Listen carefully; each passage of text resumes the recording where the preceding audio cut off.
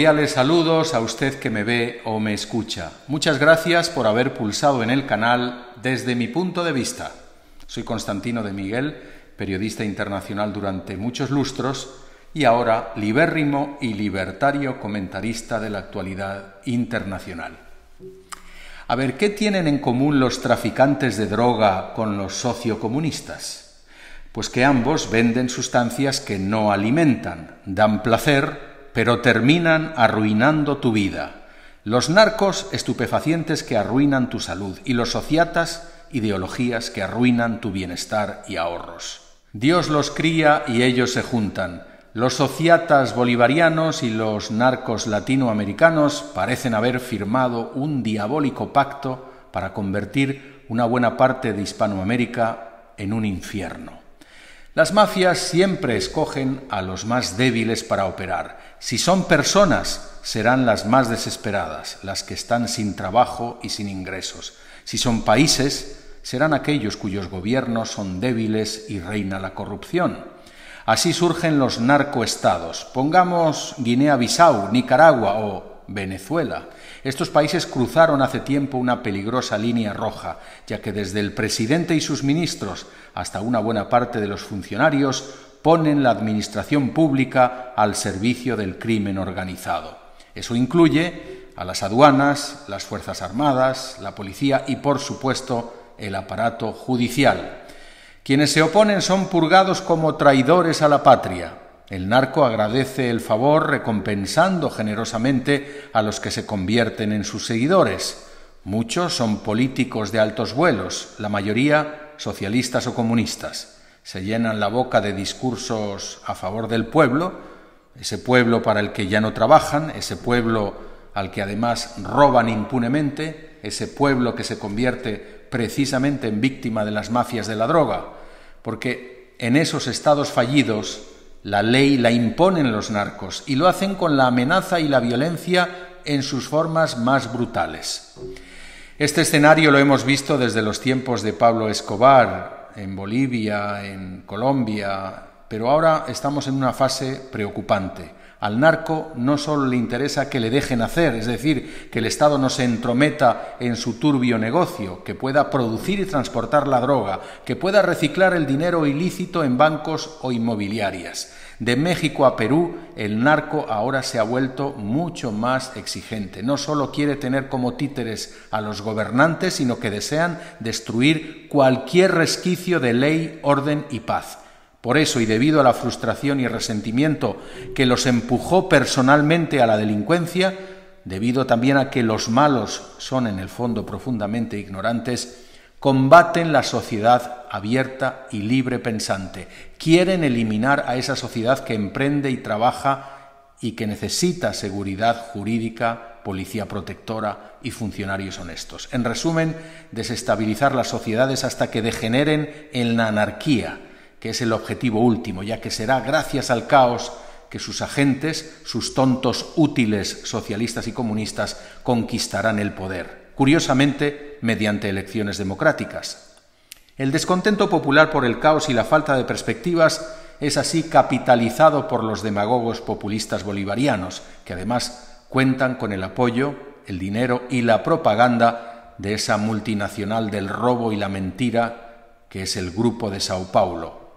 Cuando llegan al poder emprenden una perversa hoja de ruta que comienza con la conquista de todas las instituciones, poniendo a dirigentes que obedezcan las consignas del partido con el objetivo de destruir la separación de poderes. Siguen además ataques sistemáticos a la propiedad privada, mediante expropiaciones y nacionalizaciones. Nueva constitución con plenos poderes para el partido de gobierno que se convierte de facto en partido único, es decir, se instaura una dictadura que como tal promulga leyes arbitrarias. Por supuesto, en nombre del pueblo. En nombre del pueblo se persigue a cualquier forma de oposición, amordazando la prensa libre y adoctrinando a las masas desde sus medios de comunicación nacionalizados y sus escuelas públicas con maestros obedientes al nuevo régimen. Aplicando las enseñanzas de Gramsci, terminan controlando también el tejido de asociaciones y ONGs del país mediante subvenciones y dádivas.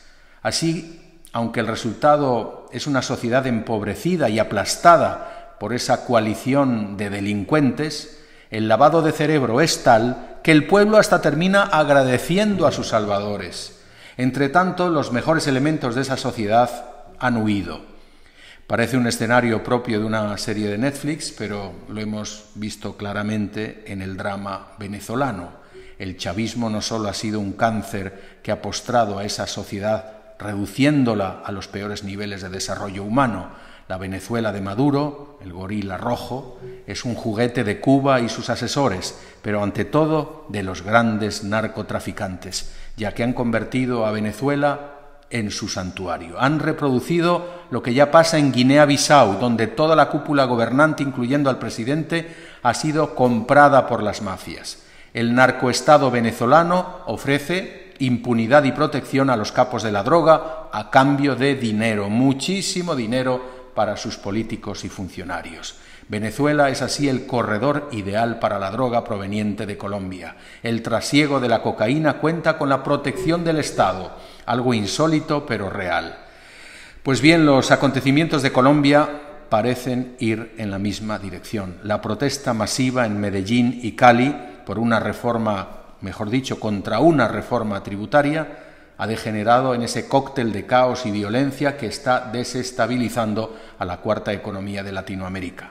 Los narcos locales se frotan las manos. Esa masa de gente legítimamente descontenta y desesperada por una pandemia que les ha arruinado está siendo ahora vilmente manipulada por una combinación terriblemente ganadora.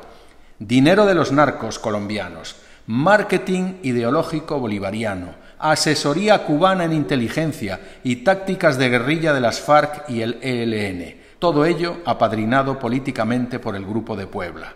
Mientras tanto, el mundo no quiere enterarse. Naciones Unidas manda asesores, los medios de comunicación internacionales envían corresponsales, pero se fijan solo en la violencia policial del ejército y de los paramilitares hacia los civiles, pero no miran la muy superior cantidad de muertos en las fuerzas del orden debido a las armas de fuego que llevan esos violentos que han infiltrado las protestas.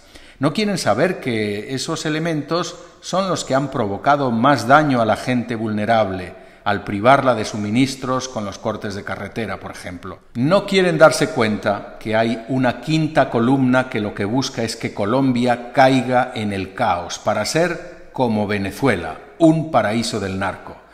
Porque no ha sido suficiente que el gobierno de Iván Duque retirara esa ley tributaria. Ahora, en las nuevas reivindicaciones, se ve ya la mano negra de la narcomafia. El movimiento rebelde, entre reformas asumibles, pide algo inasumible, que se permita el cultivo de coca y se impida la aspersión con glisofato de las plantaciones. Es decir, que se haga lo que se terminó haciendo en la Bolivia de Evo Morales, campesino cocalero. Veremos en qué termina el drama colombiano. Mientras, en la vecina Ecuador, los varones de la droga colombianos también están convirtiendo a una buena parte de la zona costera del país, concretamente las provincias de Manabí y Esmeraldas, en otro pasillo para exportar la droga hacia el norte. En octubre de 2019, el tándem narco-bolivariano también infiltró, en este caso, las protestas indígenas contra el presidente Lenín Moreno, debido a la subida del diésel. Igual que en Colombia y antes en Chile, la protesta degeneró en batallas campales en las calles de Quito. El gobierno dio marcha atrás, los violentos se retiraron tácticamente amenazando con regresar, y ahí siguen, al acecho, aunque como mafias que son, sus servidores locales, los que hacen el trabajo sucio, están divididos en varios clanes que se disputan el poder desde las mismas cárceles ecuatorianas que violentamente amotinaron en marzo. Pende así una espada de Damocles sobre el entrante gobierno de Guillermo Lasso que o se sacude al narco o el narco le sacude a él. Queda hablar de Perú, donde también aquel movimiento maoísta asesino que sembró el terror en los años 80, Sendero Luminoso, parece renacer de la mano de un líder campesino, Pedro Castillo. El gran sombrero que lleva no oculta lo que hay en su cabeza, otro macabro plan narco-bolivariano para el Perú, que terminaría así el milagro económico que ha vivido en los últimos años. Si nos fijamos en el México de AMLO, señor López Obrador, resulta ser blando y hasta condescendiente con las grandes mafias del país, esas que heredaron el negocio de los cárteles de Medellín y Cali. Completamos así un eje del mal que recorre como un cáncer América Latina. Hay que desenmascarar y combatir a esta coalición perversa de narcos y bolivarianos que, de continuar vendiendo sus drogas para el cerebro, terminarán arruinando la vida de millones de latinoamericanos. Consumidores de esas sustancias, ya sea la cocaína, la ideología comunista o ambas, progres, estudiantes universitarios de humanidades en facultades públicas de Latinoamérica y Europa, periodistas mal informados o sesgados, líderes indígenas que quieren medrar, ONGs y asociaciones que viven de la subvención y, por último, sus amigos, ingenuos políticos y reporteros de Europa. Muchas gracias.